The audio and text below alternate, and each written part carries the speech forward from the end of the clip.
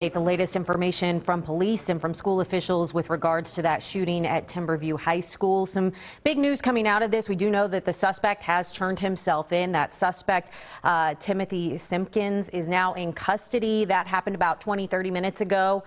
He is facing 3 counts of aggravated assault with a deadly weapon charges. And the other big thing to come out of this is what we have learned about those who were hurt. We know that the 3 victims are going to be okay. One was a student. That student, we're told, is in the ICU, but is now out of surgery and is doing better. An adult male in good condition, and a woman who is expected to be released from the hospital at some point today. Well, you know, we've been seeing these images as well of the students being taken out of the school and taken over the reunification center. We know that all students now have been taken out of the school and are over at the reunification center. As of last check, some 1,700 students. We know that the enrollment at the school was 2,000, so that kind of matches to what we expected more or less would have been the number. 1,700 students taken over there. We also understand that there has been increased security at all Arlington ISD schools as well as Mansfield ISD schools. The lockout that was instituted earlier today, that has been lifted and has been released. You know, 10 schools in Arlington were under that. And we do understand that a gun was recovered in Grand Prairie,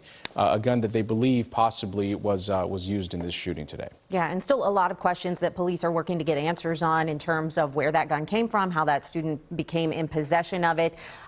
Again, this is a live look at the reunification center. We know the school has been completely cleared at this point. After school activities have all been canceled, so that's something parents you might want to be aware of. But if you are a parent who's watching this and you still have not made your way there yet, that reunification center is at 1110 West Debbie Lane. That is where you can go be reunited with your children. Officials did say that this is going to take quite some time to fully wrap up. Obviously, these are some big developments right now with the suspect being caught and an update on the victims, but clearly they have to process the crime scene over at the school. The reunification process has to be complete, so that's something that is going to last throughout the next couple of hours into the later afternoon, possibly even into early evening. So we want to thank you very much for following along on this breaking news coverage throughout the morning. For those of you who have been along the entire time, thank you once again. We're going to have full coverage of the events that unfolded today later on CBS 11, both on air and online. And you can always find updates CBSN DFW as well as CBSDFW.com.